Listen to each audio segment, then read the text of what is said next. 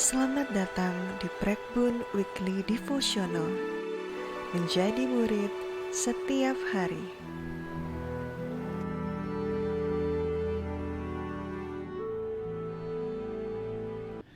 Shalom Sobat Prekbun, kembali lagi dalam Prekbun Weekly Devotional.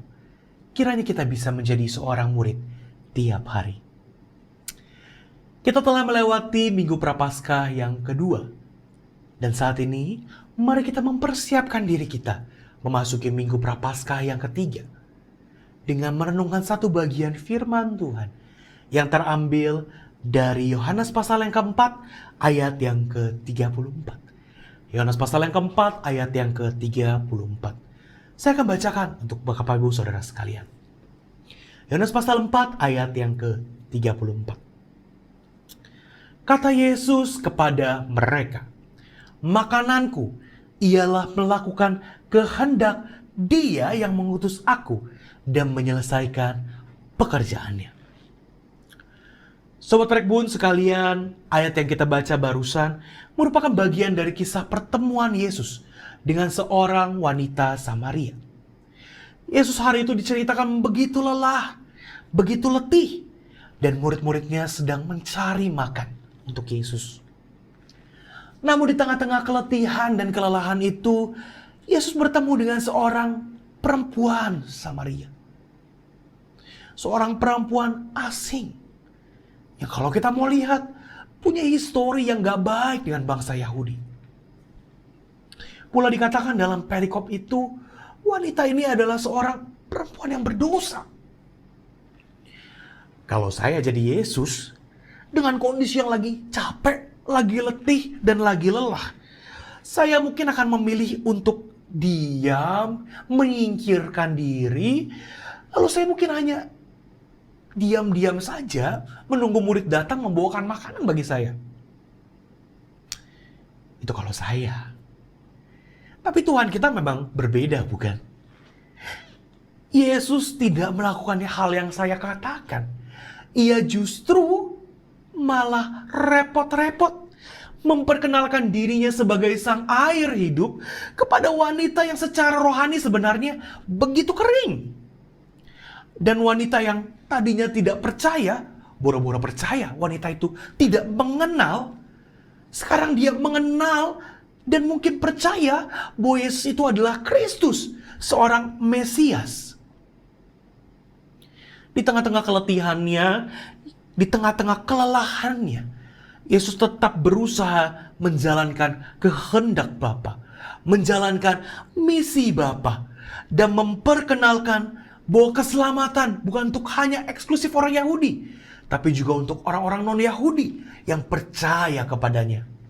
Dan akhirnya, kita pun mendapat bagian dalam keselamatan yang Tuhan berikan. Sobat Prekbun, saat ego terlalu besar, maka misi Allah dapat ambyar. Saat ego terlalu besar, maka misi Allah bisa buyar, terabaikan. Kalau kata ego sendiri itu berasal dari bahasa Yunani yang artinya saya atau aku. Dan bukankah ketika kita sedang tidak mengutamakan kehendak Bapa, kita sedang mengutamakan kehendak kita, kehendak saya, keakuan kita. Bukankah saat itu kita sedang menjadikan diri kita sebagai tuan atas hidup kita? Kita ingin diri kita yang dipuaskan, kita ingin diri kita yang disenangkan. Dan kita lupa bahwa yang seharusnya dipuaskan dan disenangkan adalah Allah itu sendiri. Sobat Prekbun dimanapun Anda berada, satu minggu ini dalam tantangan challenge 40 hari Prapaskah, kita mungkin telah gagal 1 dan 2 kali di dalam mengikuti, mengutamakan kehendak Bapa. Saya rasa pasti tidak mudah menekan keakuan dalam diri kita dan menggantinya dengan kehendak Bapa. Saya paham betul, saya mengerti. Namun, bukankah jika kita mengasihi seseorang, kita akan berusaha untuk melakukan yang ia kasihi dan menjauhi apa yang dia tidak sukai? Kalau begitu, bukankah jika kita mengasihi Allah dengan sungguh, kita akan berusaha sebisa mungkin menaati apa yang Allah mau dan menjauhi apa yang Allah tidak suka. Mengasihi Allah artinya kita mengasihi yang Ia kasihi dan membenci yang Ia membenci. Jadi kasihilah Allah sebagaimana Ia telah terlebih dahulu mengasihi kita. Dan sekalipun kita pernah gagal berulang-ulang kali, jatuh bangun berulang-ulang kali, Ia tetap mengasihi engkau dan saya. Ia tetap menanti kita, bahkan mengejar kita dengan tangan yang terbuka, menanti kita untuk berbalik kepadanya.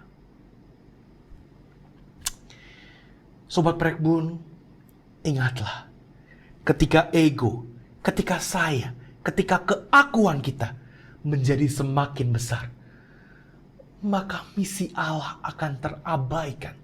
Misi Allah akan buyar, akan ambiar. Tapi jika misi Allah kita utamakan, dan kita mengecilkan ego kita, mengecilkan diri kita, maka Kristus akan dipermuliakan. Kiranya firman Tuhan hari ini bisa mengiring kita memasuki Minggu Prapaskah yang ketiga.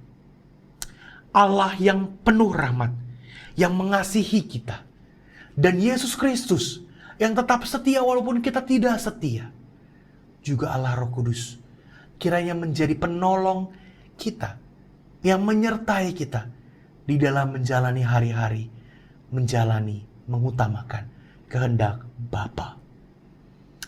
Kiranya Tuhan menolong kita. Amin.